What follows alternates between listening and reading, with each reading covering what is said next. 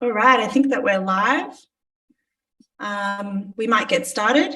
My name is Tosca Lloyd, and I'm the Director of Media and Democracy Campaigns team here at Get Up. It's really my great pleasure to welcome you all to our online film launch of The Cost, Whistleblowers in Australia. We have people joining from all around the country tonight. We have panelists from around the country tonight, so it's very exciting to be here with you all online. I'm going to start off by respectfully acknowledging the traditional owners of the land on which we're all joining today. I pay my respects to their elders past and present and recognise their sovereignty was never ceded. I also recognise those whose ongoing effort to protect and promote Aboriginal and Torres Strait Islander cultures will leave a lasting legacy for future elders and leaders. Tonight I'm on the land of the Dharawal people, which is where I grew up.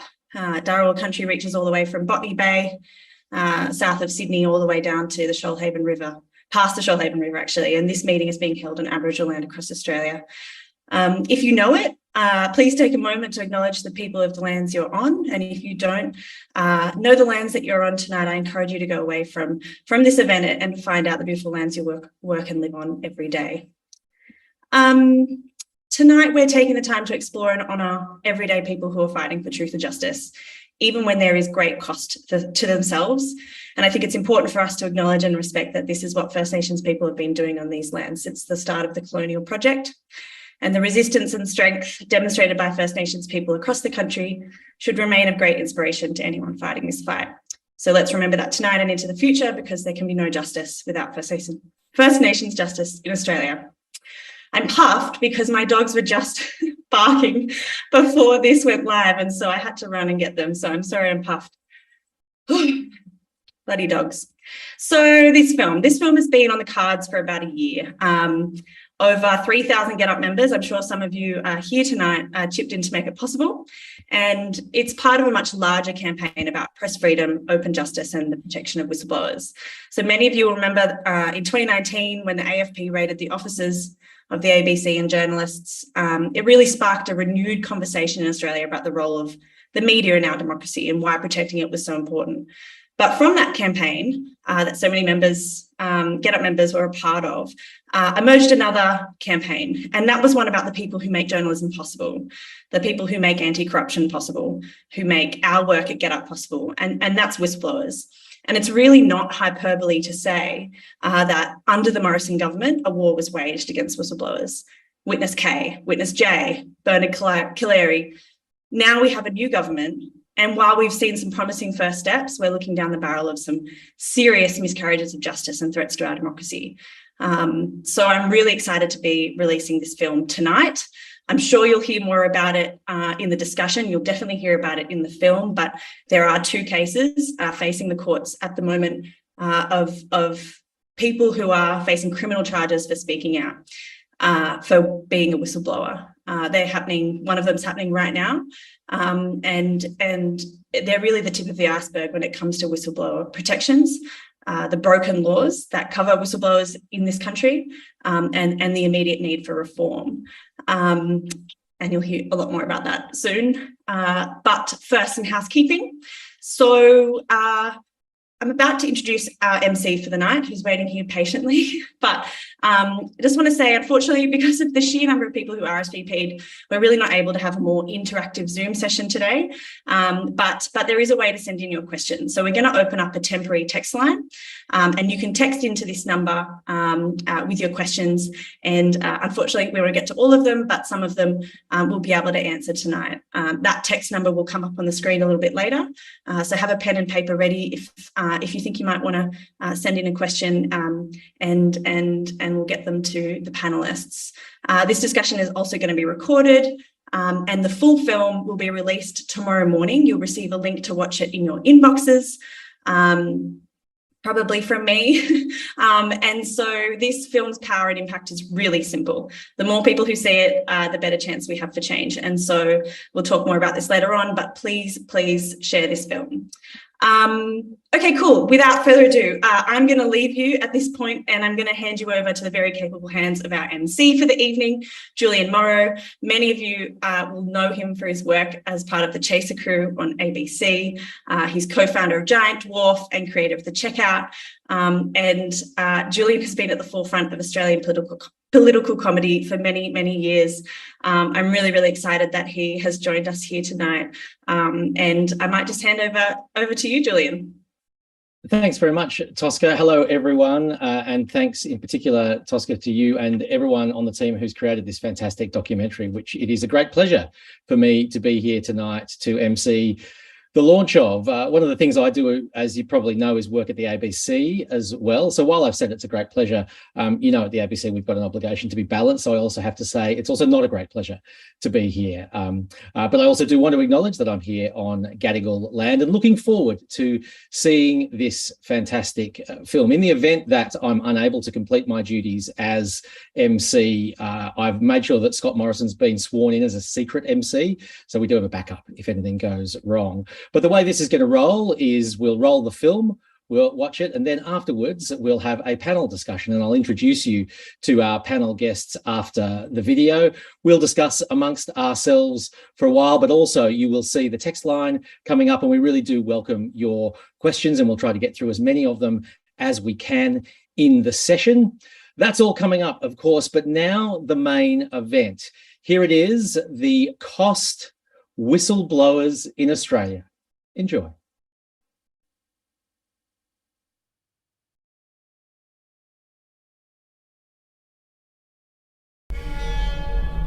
You're at work one day, you see something a bit strange, a bit unusual. And so maybe you raise it with your manager. Maybe you email your boss and you say, hey, this is a problem. I took it up to the most senior levels of management and I was told there is no other option for them. I was not willing to accept that as the final answer. It's dismissed, it's covered up, and the truth is buried. Whatever might have happened to a whistleblower, nothing protects them from what happens to their life. Nothing protects them. It's not just a question of having lost that job, but really what do they do next and can they get another job? And in the worst case scenario, we know that sometimes public servants face prosecution. They face jail time for doing the right thing, for speaking up about wrongdoing within government. My legal fees are $3 million and they haven't finished. If you knew what you might face, would you take that on?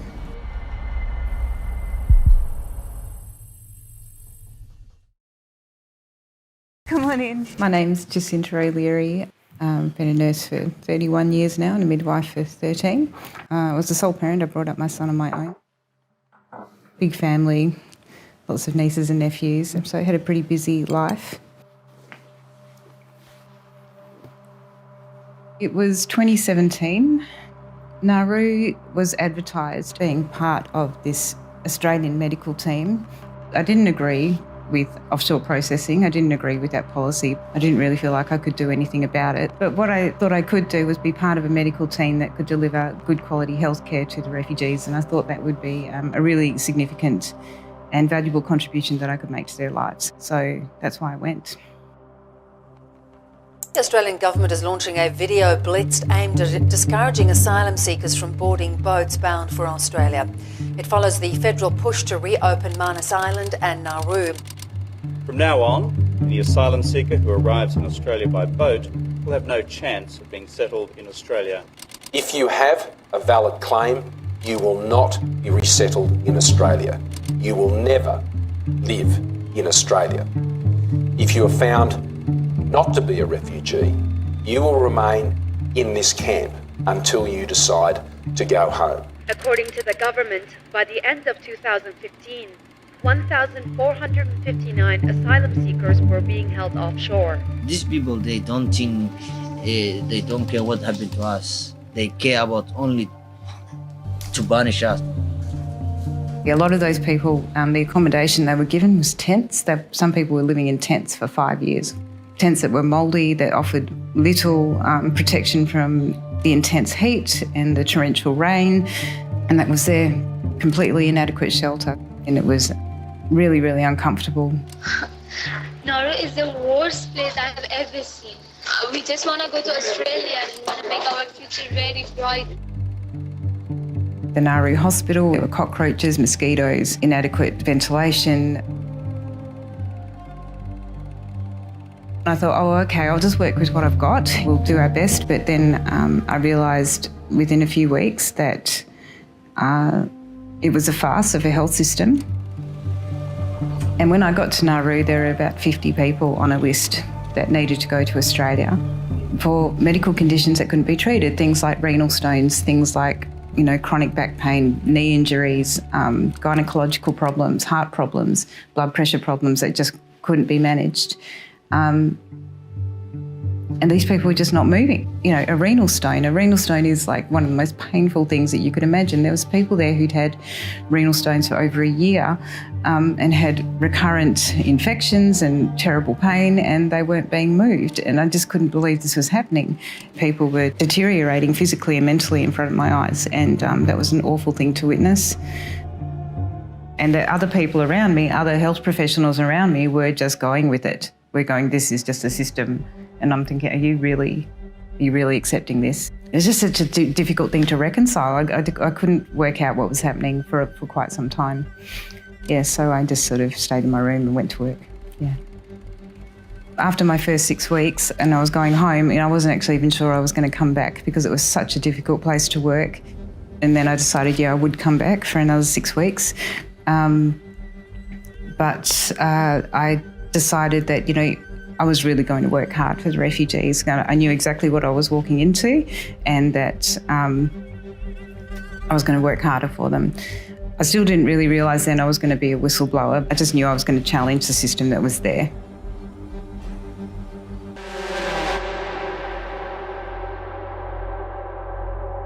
Format, it was a special meeting of council with just one item on the agenda, the fate of its CEO, Sharon Kelsey. Outside the chamber, a tearful Sharon Kelsey hugged supporters and staff.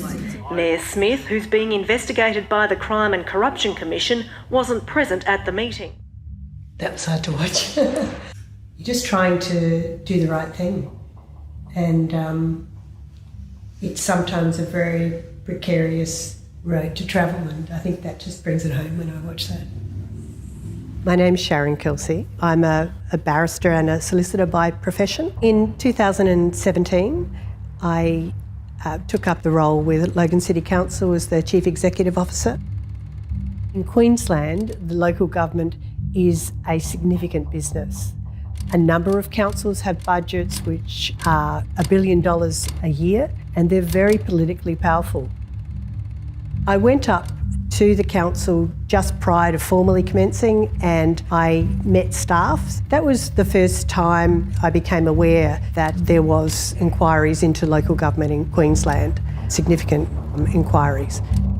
When I first started, I wrote a personal letter to every single staff member, and part of that outlined the fact that issues like integrity were really central for how we were going to move forward as an organisation.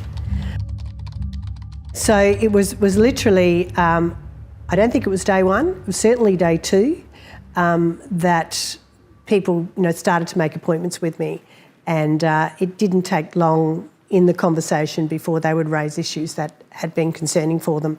And so I just found that there was this endless line of staff that wanted me to know the concerns that they had with the practices that had been occurring in council. What I was doing was really going back, double-checking information. That ran over a period, a build-up of about a month or more, and so there was an increasing level of stress that went with that. But once you've formed the view, there's no going back. You've got to report it. October, I made a public interest disclosure to the council and to the Crime and Corruption Commission.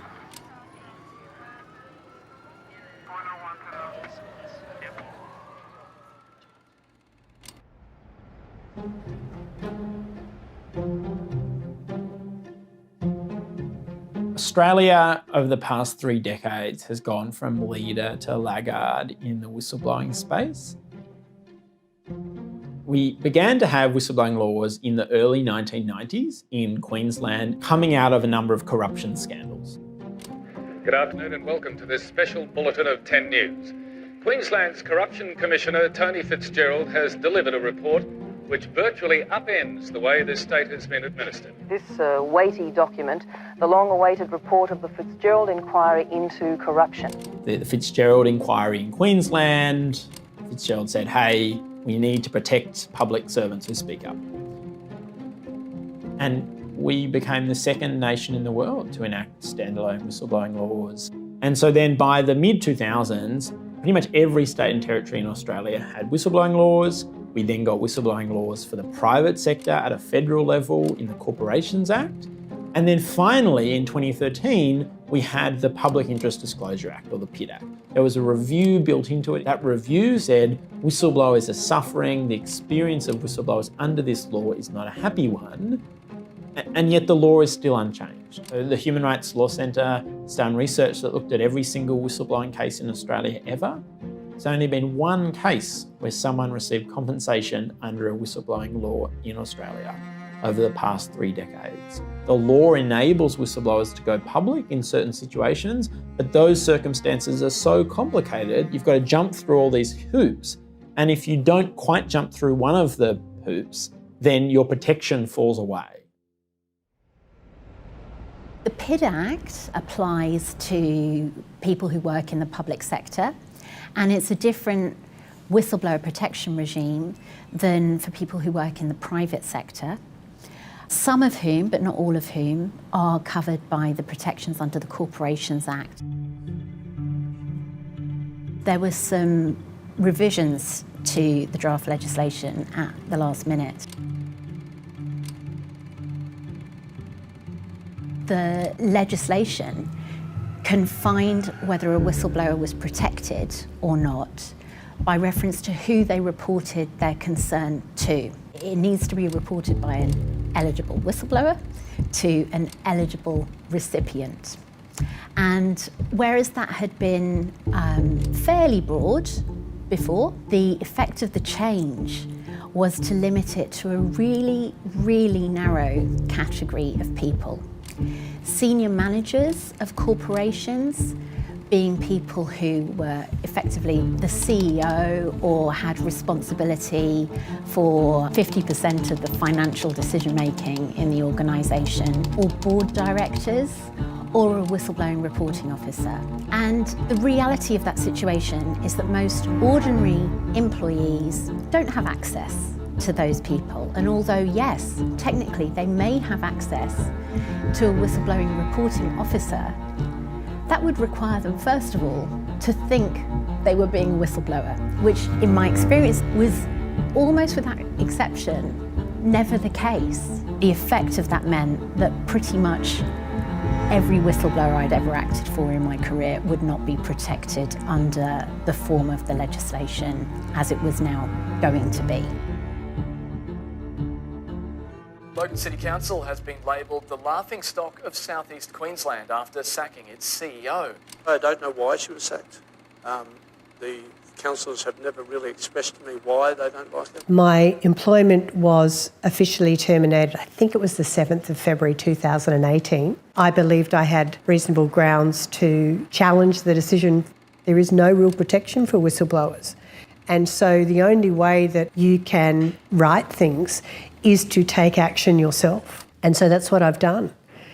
Sit. So this is my family home. My sister and I, we decided that if we pooled our resources, we might be able to restore the church. It's probably about 28 years since we bought the property. And this is one of the earlier plans to make it our forever home, just make it a place that we could welcome our family and hopefully one day grandchildren.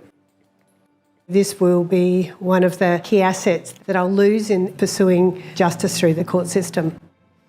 My legal fees are about $3 million and they haven't finished. Now that's everything, everything, as I said, my real assets have either been signed over, have been sold, or are in the process of being sold. There's this secondary type of ramification. Previously, you were headhunted for roles. You find now that people aren't even returning your calls. You hear people say, we need people to to speak out when they see things are wrong. We need that for our democracy. And so on the one hand, we're saying we applaud you. On the other hand, we're saying, but we don't employ you. I've seen a lot of difficult consequences for whistleblowers in the workplace. Sadly, the reason people come to see an employment lawyer is often because they've lost their job. One difficult situation that I've seen for a lot of whistleblowers is actually being blacklisted in their profession. So it's not just a question of having lost that job, but really what do they do next and can they get another job? Then, as you can imagine, financial stress leads to all sorts of broader problems, marital and family breakdowns. Most of the whistleblowers that I've acted for have really suffered problems with their mental health as well. It is not that uncommon, I'm afraid to say, to be seeing whistleblowers who've been diagnosed with post-traumatic stress disorder. There's no doubt it takes a terrible toll on your mental health, an impact on myself, has an impact on my husband, and of course, because we're a close-knit family, it has an impact on our children. Are we going to be able to live a life where, it's full again in all of its senses, or has that been taken away permanently from us, and are we just sort of going to live a narrower life? There's this sort of great looming issue that is zapping our energy and zapping our resources and zapping our time, and somewhere we've got to find that space to live around the edge of it.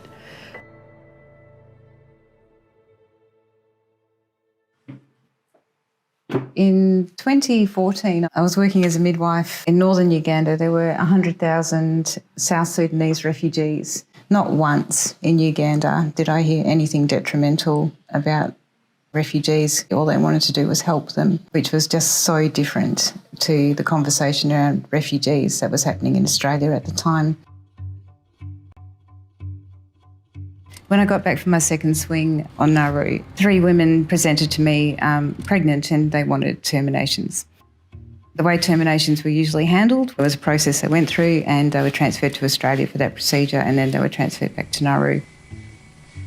As I started to go through the process, nothing was moving, and then I was eventually told, no, they're not going.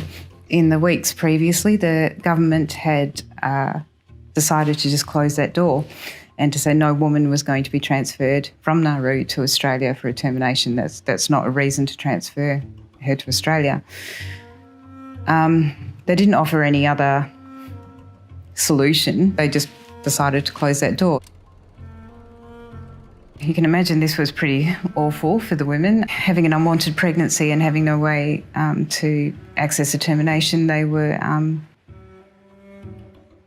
starting to self-harm and had plans for suicide, and one had a plan for home abortion, and their self-harming was becoming more frequent and more severe. So I took my concerns to management and I said, look, someone's going to die.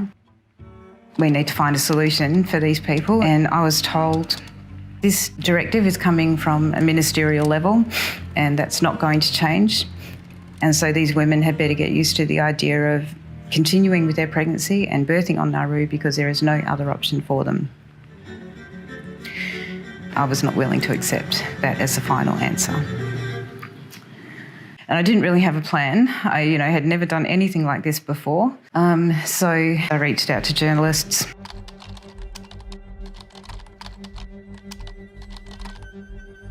So let me find it.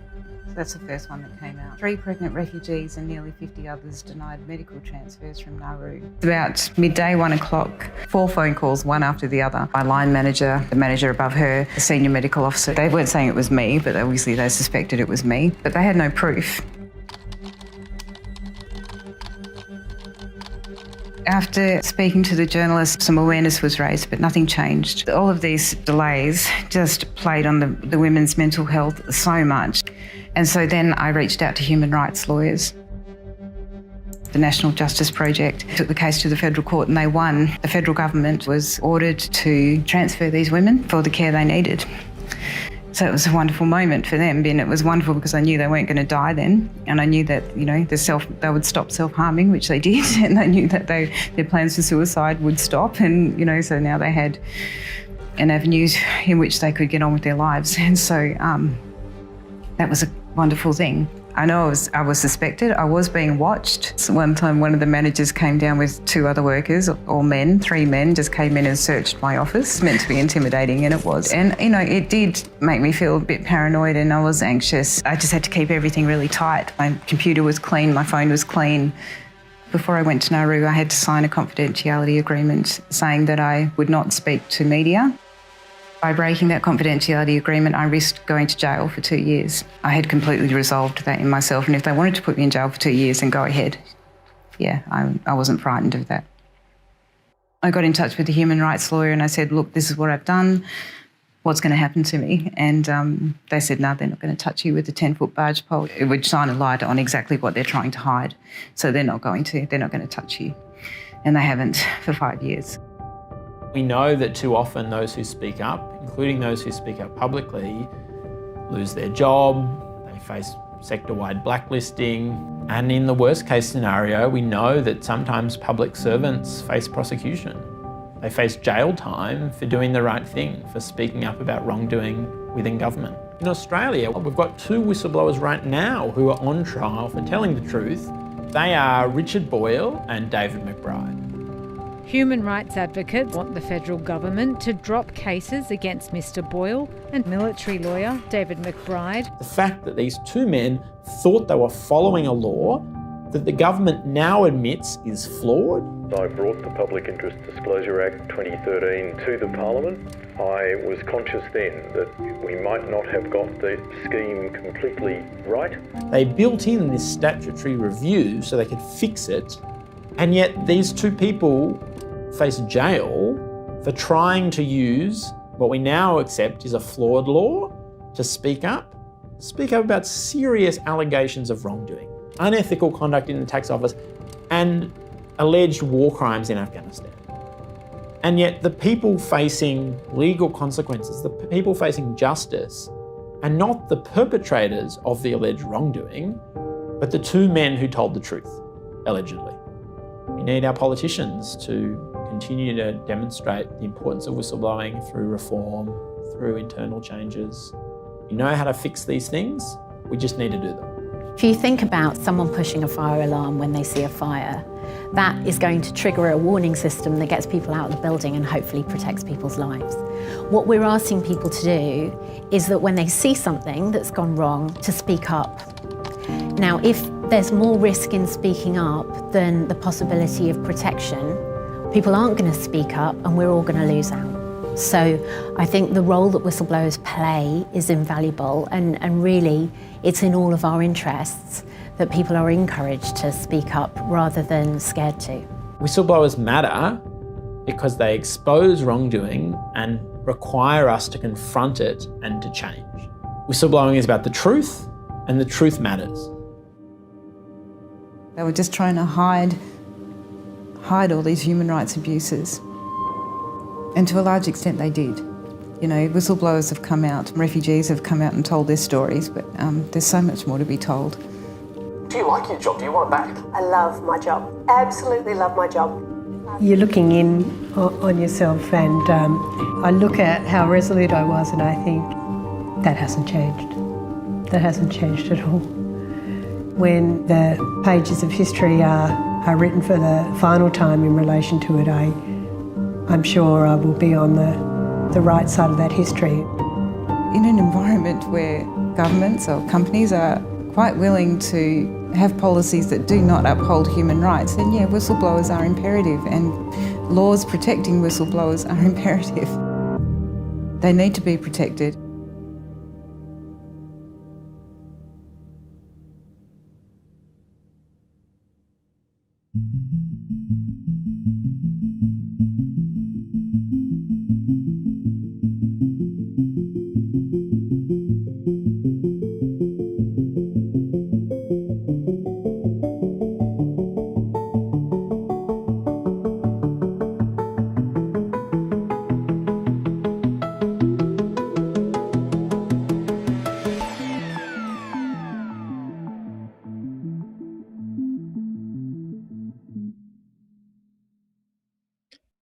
Well, there we have it, the world premiere of The Cost, Whistleblowers in Australia, free to view for all Get Up members and viewers who are tuning in today, although I suppose we should extend a particular thanks to the Get Up members for whom maybe this film wasn't free because they contributed financially to supporting this film and making it possible. I'd also like to extend a particular congratulations and thanks to the filmmaker of The Cost, Shay Natelevich. It's a fantastic piece of work, and I hope and I'm sure that it's got everyone who's viewing passionate about the cause of better protection for whistleblowers, although I suspect it hasn't got people particularly enthusiastic about the idea of actually queuing up to blow the whistle themselves, because it is a traumatic and challenging experience. And on that note, before we go into the discussion, I did want to acknowledge that I believe that Sharon Kelsey, who was in the documentary, is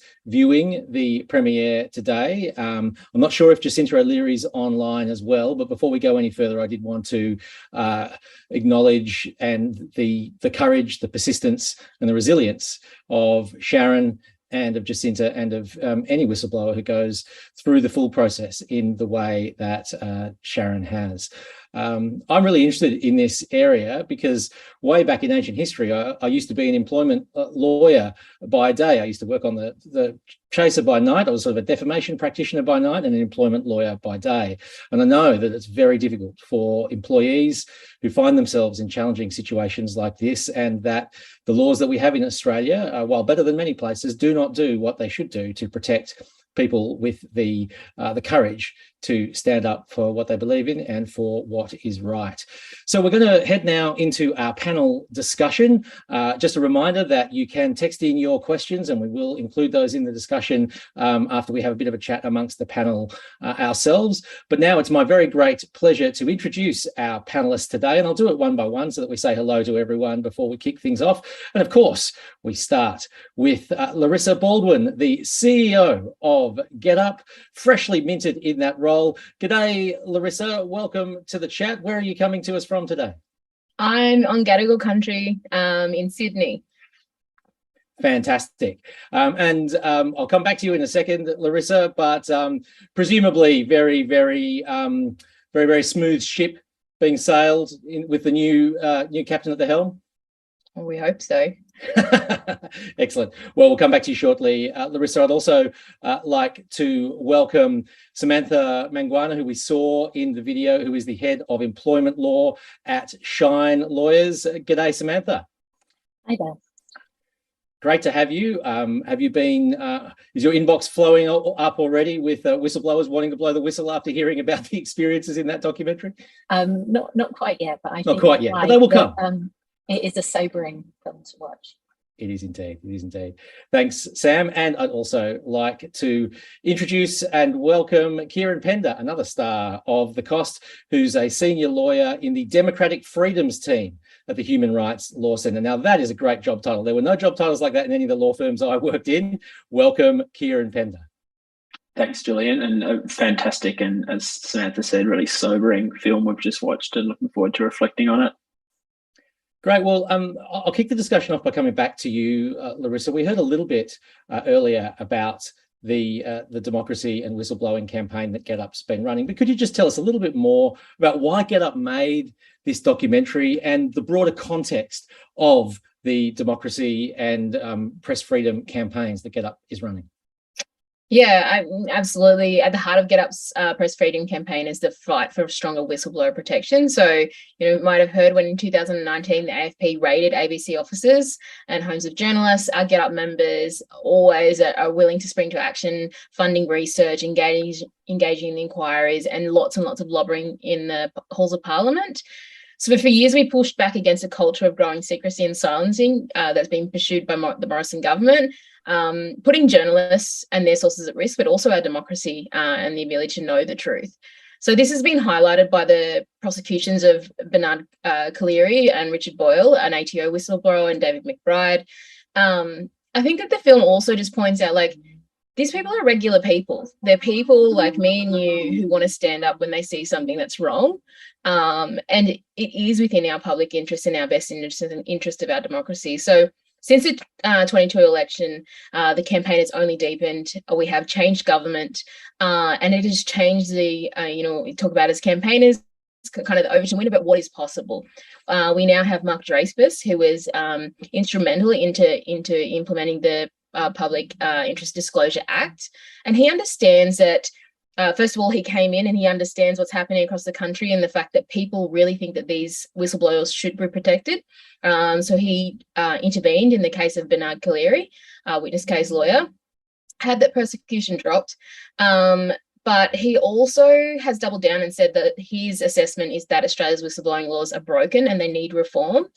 Despite this, there are two men who are still fighting, and Richard Boyle is before the courts now. He's facing something like 161 years in prison for saying things that are within our interests, and he's now arguing for protection under the Public Interest Disclosure Act.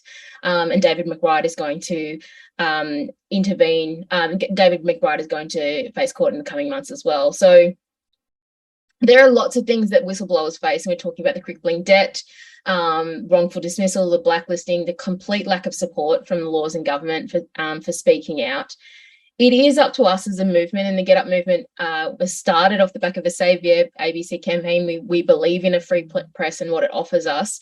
But this is what we're trying to do now, is make the country understand that right now, don't just trust that government are going to do this. Yes, they've gone a certain part of the way to say that we will have a National Anti-Corruption Commission, but at the same time, there's no protection for whistleblowers, and that is something that's really instrumental. And it's very possible right now for us to win this. The government is looking and reviewing these laws, and they need to see the public pressure and the public interest, and people saying that we need them right now. And so that is the thing that's actually going to push Dreyfus into moving it and making these things viable. Yeah, it really is a unique moment. It's perhaps a rare thing to have an Attorney General who introduced this law when he was last in the role, but who is willing to acknowledge that there are problems with this law and that they should be addressed. We might talk a little bit about when and how they might be addressed, but in particular also those prosecutions that you referred to. It is absolutely critical that those prosecutions get as much attention and coverage, and that people make their views known about what's happening to these two whistleblowers. And perhaps I can bring you in on that part of the conversation, Kieran Pender. Could you just tell us a little bit more about the cases against the ATO whistleblower, Richard Boyle, and also David McBride, and just that staggering observation that you have in the film, that of all the wrongdoing that occurred by Australian service people with war crimes, that's now been acknowledged even by the Australian military's internal review, the only person who's been charged with a criminal offence in relation to that is David McBride. It's just staggering. Certainly a staggering fact, deeply alarming. I think speaks to this wider challenge we face in Australia right now with the war on whistleblowers. We have actually, as we speak today and for the past week, Richard Boyle, the tax office whistleblower, he exposed what he saw as wrongdoing, unethical conduct, aggressive debt recovery against small businesses, a lack of compassion, a sort of a culture that was dismissive of taxpayers, raising real concerns about debts that had been accrued against them that potentially didn't exist and were having significant impact on their mental health. He blew the whistle on that. That's led to change. It's led to change in the way these issues are dealt with. There have been 3 independent inquiries from the Tax Ombudsman, from the Small Business and Family Enterprise Ombudsman, and from the Senate. All 3 of them have vindicated him. And yet last week, he became the first whistleblower on trial trying to defend his prosecution on the basis of a whistleblowing law, an unjust prosecution and a prosecution that's not in the public interest. Similarly, the McBride case, as you mentioned, David McBride is alleged to have blown the whistle internally to the police and ultimately to the ABC in relation to allegations of war crimes committed by Australian forces, allegedly, in Afghanistan. He goes on trial in a couple of weeks' time. 2 cases where the whistleblowers thought they were doing the right thing. They thought they were following whistleblowing law. The Public Interest Disclosure Act allows whistleblowers to speak up via the media if their attempts to speak up internally first have failed. So they thought what they were doing was lawful, and now they face prosecution. Both cases that are not in the public interest, and the Attorney General, Mark Dreyfus, can drop them at any time. As he indicated in the Collaery case, where he did the right thing and dropped that prosecution, he can do the same in these 2 other cases, and then he can get on with the job of fixing our whistleblowing laws. Kieran, in terms of the arguments that Richard Boyle and David McBride are running, obviously it'll be determined by the court. You don't have a crystal ball, but do you think that the PID Act in its current flawed form is potentially a significant weapon that might protect Richard Boyle and David McBride, even though just going through the prosecution is, a terrible thing in itself?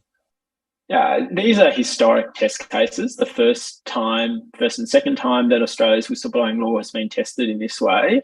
Of course, it is possible and from my perspective, desirable that they are successful. So the whistleblowing law says if you blow the whistle in this way, you're immune from criminal prosecution. It would be very much a good thing for Australian democracy if those cases succeed and they never face trial before a jury. But whatever happens, if they win, it will be a Pyrrhic victory. Both of them have wasted years of their life fighting this unjust prosecution. They've spent hundreds of thousands of dollars on legal fees. Their mental health, both have spoken openly about the mental health impact of these prosecutions. And then, of course, if they're unsuccessful, and particularly if they're unsuccessful, they may well appeal. But if ultimately they're unsuccessful, they will then face a jury and ultimately face the prospect of jail time if they are convicted of these crimes. And again, I think it's worth remembering, what are they on trial for? Fundamentally, they're on trial for telling the truth. Both of them are alleged to have spoken up about wrongdoing, government wrongdoing that's been vindicated. Changes have occurred as a result of their whistleblowing, and yet they are the ones on trial. That is not good for our democracy. Yes, indeed. And, they do say sometimes that the process is the punishment, but in both those cases, there's a very real punishment sitting at the end of the process as well. And so it's an extraordinarily serious and critical moment for anyone who believes in the protection of whistleblowers. Sam Manguana, I was interested to hear in the documentary about the protections for whistleblowers in the private sector. I must admit, I wasn't as aware of that. How often do whistles get blown in the private sector, and how effective have those still flawed but nevertheless existing Corporations Act protections been in your view? It's a great question. The whistle gets blown in the private sector all the time, just as much as it does in the public sector. And if I think back through my career, which started in the UK, going back to 2005, I was working on whistleblowing cases in the private sector, and there'd be a whole range of different examples, things like in financial services, compliance issues, trades being flagged as outside of regulatory conduct, in the health sector, where practices were putting patients' healthcare lives at risk. In media, sometimes it was about calling out cultures of sexual harassment. Also issues in catering and fast food to do with food hygiene and the conditions that meat was kept in. So, I mean, it could be literally anything in any sphere. The issue with the private sector protections is it's complicated in the sense that in many respects, they're fantastic laws and address a lot of the problems with that I was familiar with the UK legislation. There's really powerful sanctions. There's a reverse onus of proof. So they're very creative, and there's even cost protection for whistleblowers. But the chief problem with them, from my perspective, is that they unfortunately do not cover many people, for the simple reason that when someone first raises their concern, they tend to raise it to a colleague, perhaps a supervisor, but they don't raise it to these narrow categories of eligible whistleblowers, which gains them the protection of the law. So effectively, they're flying without the protection of the law in these scenarios, which means that whatever repercussions, whatever retaliation they suffer, the current legislation doesn't actually protect them. Yeah, it's interesting. And Kieran, I think, said that the laws are so complex that, if you don't jump through the right hoop, the protections fall away. Although at the same time, I think it was Jacinta who said something like, I didn't sort of realize I was being a whistleblower when it happens. And I think you said as well that happens quite a lot. How could you, if there are all these particular hoops that you have to jump through, how can you be a whistleblower and be potentially protected by the Public Interest Disclosures Act without knowing it? So that's a real challenge, because what tends to happen, certainly in the cases I see, people come to me because something's gone wrong at work, they've lost their job, or they're facing retaliation of some sort, and then we work backwards through what happened. They've reported something that would be covered by the whistleblowing legislation in terms of its substance, but because of the person that they reported it to, the legislation doesn't actually protect them. And so we're actually looking at different possible remedies, which is a frustration, because in many ways this legislation is really well designed, but then it's not actually protecting the people who we want to speak out in our interests. But Kieran, I think it's right, isn't it, that in the public sector, at least, you can actually make a public interest disclosure without realising you are? Yeah. So the law applies whether or not you know you're making it, and the public sector law doesn't have that same flaw that Sam's pointed out in the private sector. Unfortunately, it has many other flaws. So the Public Interest Disclosure Act, which covers federal public whistleblowers, it was enacted in 2013 by Mark Dreyfus when he was then Attorney General. He's now back and nothing has changed. There was a review built into the Act that happened in 2016. It found all of these issues in practice. It's nice to think up this law, and then actually when you see it apply in practice, it wasn't working. The review was called the Moss Review. It found that the experience of whistleblowers under the law was not a happy one. That was delivered in July of 2016. The law that exists on paper today is still the exact same law. Nothing has been done in 6 years, despite the fact that the coalition in government doubled down on prosecuting whistleblowers, raiding journalists, and increasing secrecy law. So it's great we now have a government in power, led in the legal space by the Attorney General, who clearly is passionate about protecting whistleblowers, but it's deeply unfortunate that he refuses to drop these two critically important cases of David McBride and Richard Boyle. And his proposed timeframe for whistleblower protection reform has been to push it down the road.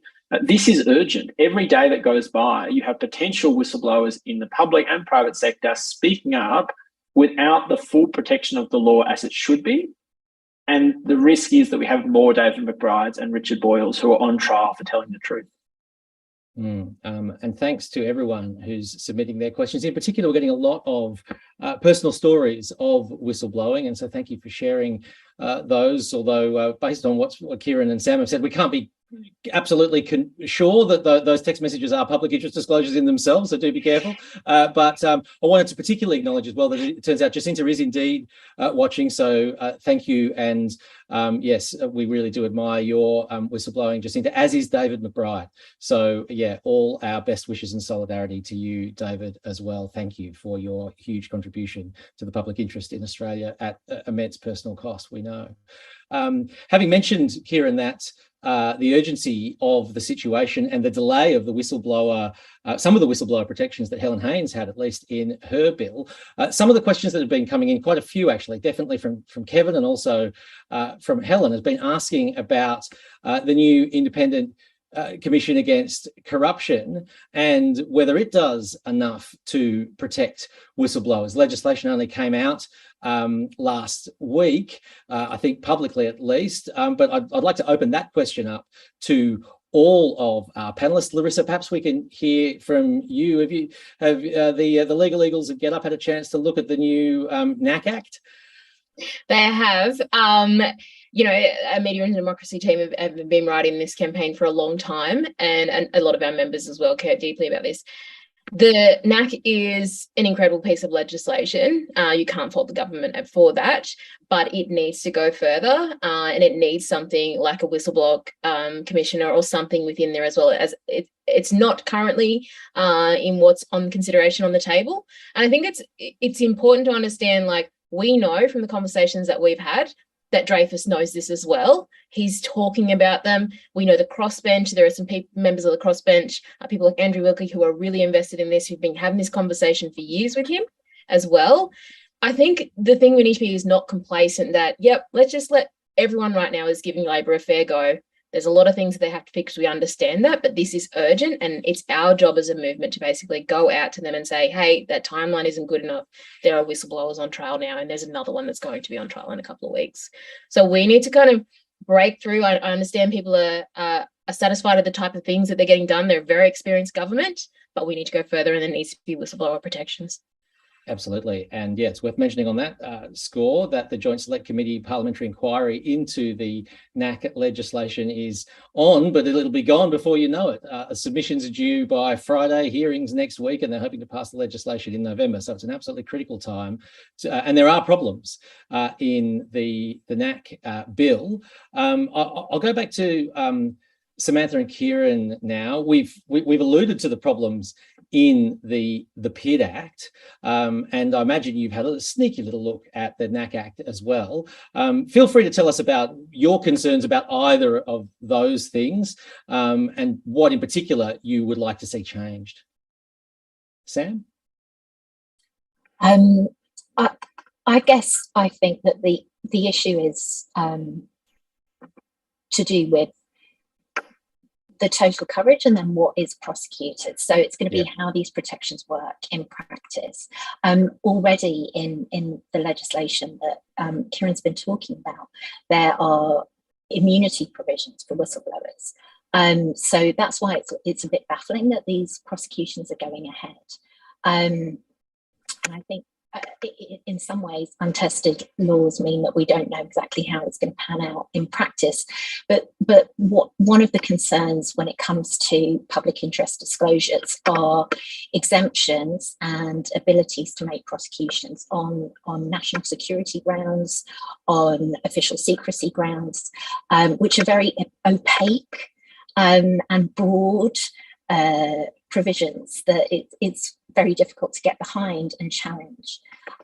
So I would like to see some mechanism whereby the person facing those charges can actually engage more practically with those types of arguments. Thanks, Sam. Kieran, what concerns do you have about either the bill or the current PID legislation? Give us some of your top qualms. Thanks, Julian. I have two, and I'll be putting these to paper tomorrow because, as you say, the submissions to the NAC inquiry close on Friday, very tight time frame. So that's my task for tomorrow. I guess I have two primary concerns. The first is that these laws are all well and good on paper, but they're not working in practice. As Sam said, actually, the law, to a broad extent, is pretty good, pretty robust. There are a heap of issues that we need to fix.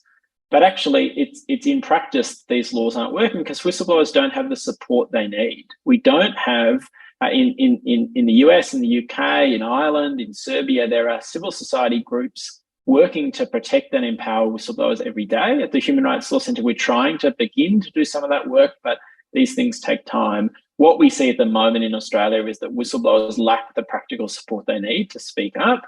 In Helen Haynes's and the Greens' model NAC legislation introduced in the last parliament, there was a whistleblower protection commissioner built into that model. That's an idea that's time has well and truly come. It was first recommended in a 1994 Senate report. It was endorsed by a 2017 bipartisan joint parliamentary inquiry. Labor took it to the 2019 election, a standalone body to protect and empower whistleblowers.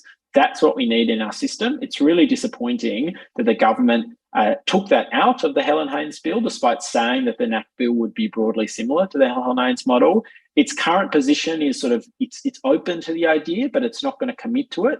For the NAC to work, for whistleblowers to feel confident going to the NAC with concerns, we need a dedicated statutory body protecting and empowering whistleblowers. My second concern is that we're effectively, I totally agree with what Larissa said, that the NAC is a seismic piece of legislation. It's a landmark moment. But I think in some ways we're putting the cart before the horse because it doesn't address all of these whistleblower issues. So who is going to speak to the NAC? Who is going to bring concerns to the NAC?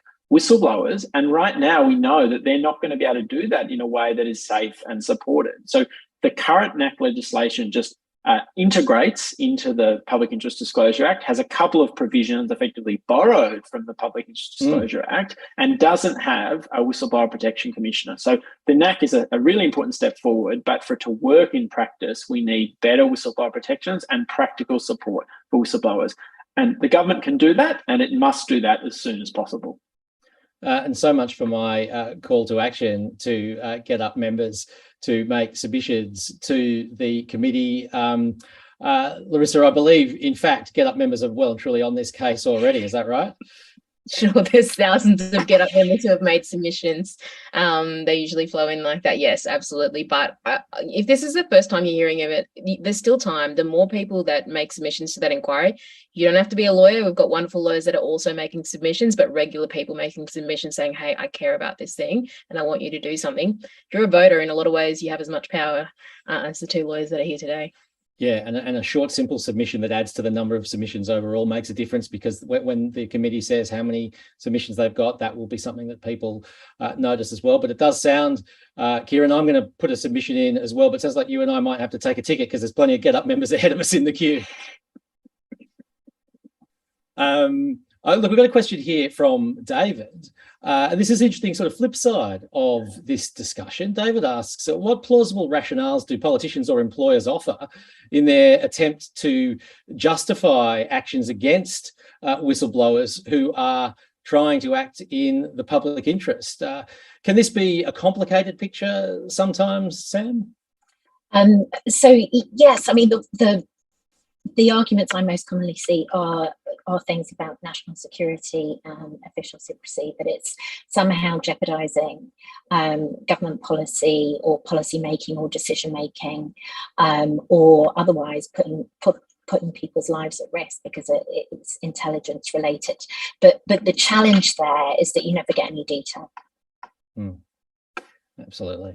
And I think another thing that happens as well is that all sorts of performance and disciplinary issues get dragged out. A lot of mud gets thrown at people as an attempt to provide some sort of alternative rationale. So it does become a really, really tough gig. You sort of your whole sort of work life goes on trial.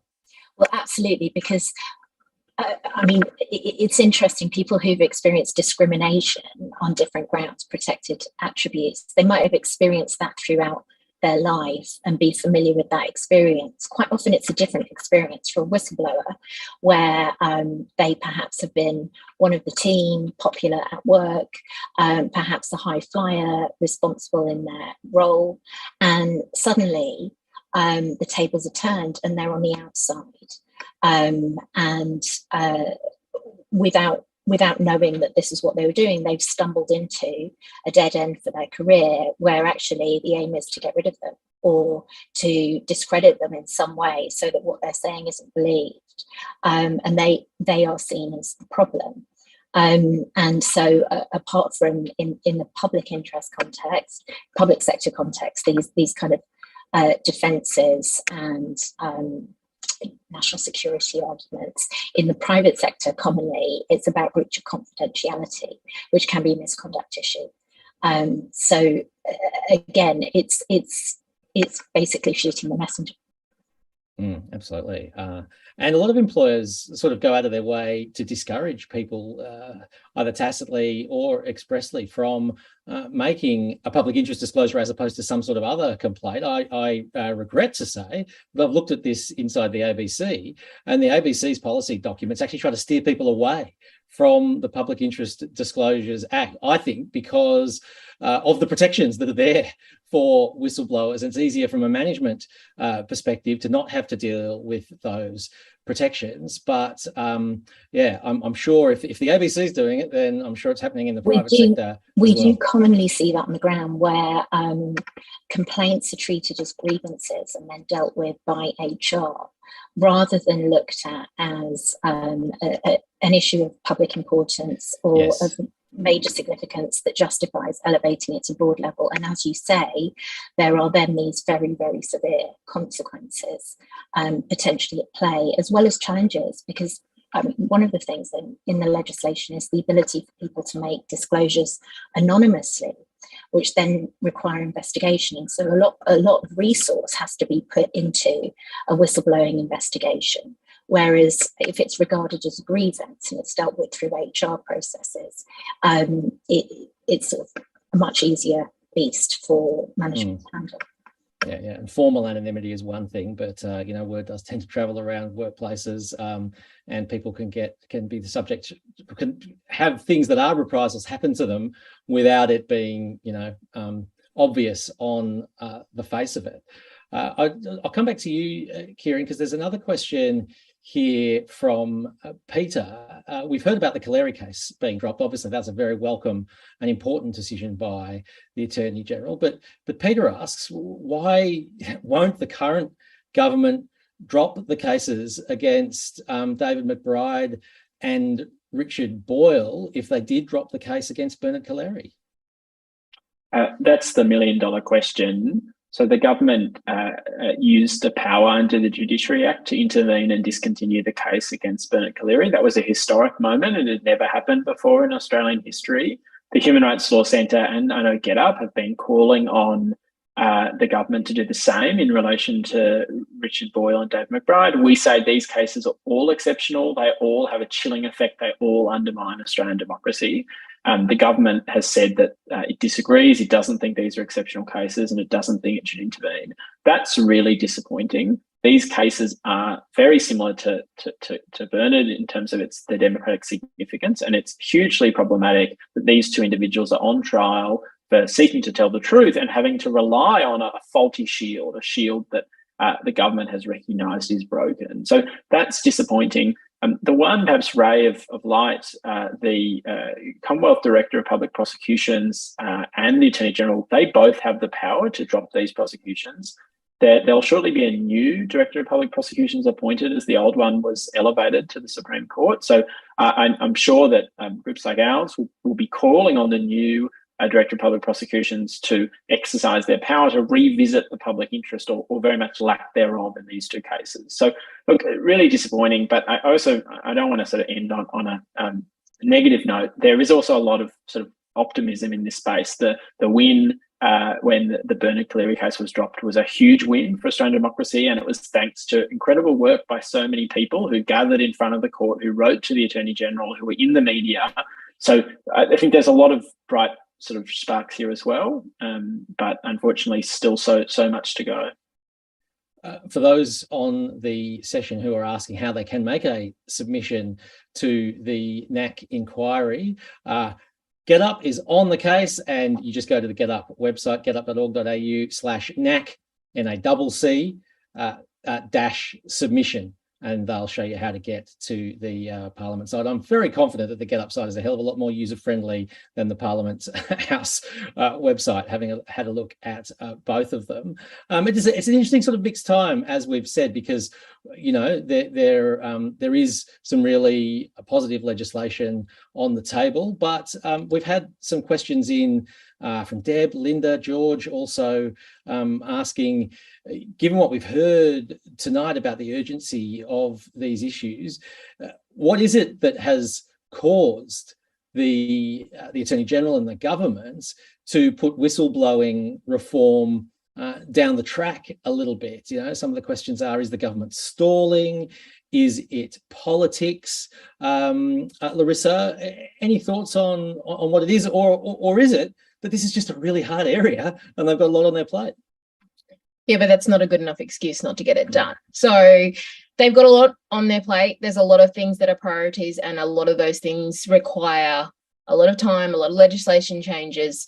I think that the reality is, I think ICAC and the NAC and those types of campaigns are probably more prolific in terms of people talking about them. And we're talking about, usually when we're talking about ICACs and that sort of stuff, we're talking about governments doing the wrong thing, and people understand like there should be a corruption commission and those types of stuff. I don't think people understand that you don't automatically get whistleblower protection in those types of things. So we need to really, this is why we've created this film, to share this film. And when we share it, and as we are going into the the inquiries and those types of things. This will be in the media more. It's regular people, the people that are watching this right now, and the people who your friends who you share this with, to tell them that they can drop the criminal prosecutions of Richard Boyle and David McBride right now, that we need whistleblower protection as part of the NAC, that we need to reform public interest disclosure, and we need to reform the Corporations Act. And if they don't know why we need to do those things, they need to watch this film. This is why we've created this film, to help you explain to people why it's so important for us to beat the drum and create this demand, because governments don't do anything unless we tell them they have to. We're the voters, and we're the ones who should decide what is in our public interest. Absolutely. And Kieran's comments about the new Commonwealth Director of Public Prosecutions, very apposite there as well. I speak as somebody who has had criminal charges dropped thanks to the intervention of an independent public prosecutor back in the days of APEC. The police wanted to run the prosecution, but it was Nick Cowdery, as the Director of Public Prosecutions, who dropped the charges against us. So I interviewed him some years later and asked him why, and he effectively argued himself out of the decision in response to the question. So I won't be asking those questions again, but it is very important that we have independent statutory office holders like the Commonwealth DPP, and hopefully that will be a source of some beneficial exercising of those sorts of discretions. Now, look, we've only got a couple of minutes left. Thanks again to everyone who's put in what's really just a fantastic set of very probing questions. I might finish up with this question, which has come in from Oliver, and I'll open up to everyone on the panel, because Oliver's asking, well, what specific whistleblower legislation, whistleblower protection ideas would be the ones that we should be pushing for at this moment, where potentially some changes to the legislation are on the table? What are the big things we need to see, or that you'd like to see? I know we've heard some of that already from our speakers already, but let's go round the traps one more time to say, if a Get Up member's thinking, yeah, I am actually going to put in a submission, and I'm going to get it in before Julian and Kieran, what should they be focusing on? Sam, what would you say? Well, I've talked a bit about the category of eligible recipients. I think that could be done away with entirely. If there has to be something in its place, a colleague should be sufficient. And then the focus would then be whether the retaliation was caused by disclosing this information, rather than this narrow cohort of people. I fully endorse what Kieran said about a central regulatory oversight and enforcement body, perhaps with the powers to investigate off its own bat, as well as intervene and make policy statements. But one thing that I think would be significant for shifting the culture on these areas away from this shooting the messenger approach is actually to celebrate what whistleblowers do for us, because we all stand to benefit. And so rather than sort of attacking them and penalising them, what about a system for rewards? It's controversial, but in the US, there are potentially very, very, very significant financial rewards for whistleblowers. And apart from that, there are other ways of celebrating the bravery of whistleblowers who stick their neck out for the benefit of all of us. We can recognise them in civil society. They can be given honours. They can be, celebrated in Parliament. They can feature in public awareness campaigns about the rights and protections for whistleblowers once we've sorted out some of the problems with the legislation as well. Ultimately, we want people to stand up and speak up when they see wrongdoing. Absolutely, so, and they can and should be celebrated in the workplace as well. Organisations that have that sort of open discussion and allow dissent are more likely to correct themselves than to find themselves having to be corrected by the sort of institutional trauma that can happen if there is a well-founded whistle blown against any organisation. Thanks very much, Sam. That's absolutely fascinating. Kieran, some final thoughts from you? I think the bottom line here is that whistleblowers make Australia a better place. And so we need to do more at every level to ensure they are protected and empowered and not punished. If we think about some of the seismic scandals that have led to really significant change in Australia, so many of them have come because brave Australians have spoken up. And we've got to be doing all we can to ensure that they can continue to do that. I think Australia once led the world in this area. Whistleblowing law introduced in Queensland and South Australia in the early 90s put Australia, with only the US as having standalone laws for whistleblowers. We've since fallen behind. The creation of a whistleblower protection commissioner or authority, a standalone statutory body, would again see Australia leading the world, innovating, joining countries like the Netherlands and the US as some of the only countries with really robust regulatory oversight agencies for whistleblowing and whistleblower protections. That's what we have to do. To me, that's number one priority. We have to create a body that can protect and empower whistleblowers. Thanks very much, Kieran, and I'll come back to you, Larissa, for a final word. And in particular, I think we know that this film, everyone's seen it now, but it's going to be in people's inboxes tomorrow morning. What should they do once it hits those inboxes? Yeah, wonderful media and democracy team. The links that will be, so we'll post this all across our social media. If you're a GetUp member, you will receive this. Some people don't know that they're GetUp members until they receive our emails and that's the campaigns that we've donated to. But there is a really simple explainer in there around how, what the types of things we can change and how to make a submission. It's a really easy process that the campaigners have stepped out for you. Just want to underscore that the whistleblowers have been the bedrock of so many GetUp campaigns. The ability to evacuate Menasa and Nauru and the Medivac legislation, our ability to mobilise and stand up behind whistleblowers, and that's what this is about now.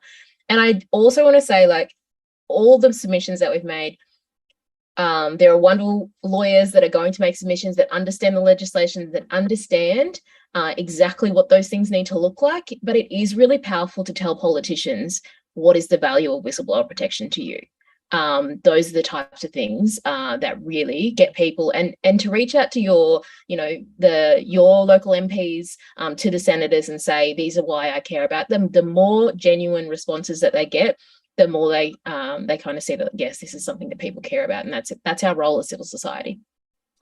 Thanks very much, Larissa. And look, thanks to everyone who's been a part of making the film, The Cost, Whistleblowers in Australia. Do share the film when it hits your inbox tomorrow. Get it out on social media. Get in contact with the Attorney General's office. And I'm not sure I don't know if there's a message board on the Commonwealth DPP, there probably isn't, but definitely get the Attorney General aware of the fact, not only that there are problems in the existing PID Act, but that also that there could be beneficial improvements to the NAC Act as well. I'll be certainly making my submission. As far as I can tell, under the NAC Act, astoundingly, anything that's sort of categorised as parliamentary business is excluded. And I don't think parliamentary privilege should extend to corruption. Just a personal view, but that's also a problem in the legislation. But it's great to know that GetUp is ramping up, and when GetUp ramps up, it's a substantial force in civil society, and major changes have occurred and hopefully will continue to occur on this very point very soon too. So thanks to everyone for participating. Again, I just want to acknowledge the whistleblowers who are on the call and the session today. All the best to all of you, particularly David, of course, and Jacinta and Sharon. We really do respect and admire your efforts, and we wish you all the very best. Keep fighting the good fight. Thank you very much to you for tuning in, and look out in your inboxes for the film and spread the word far and wide, and hopefully we can get better protections for whistleblowers in this country. I'm Julian Morrow. Good night.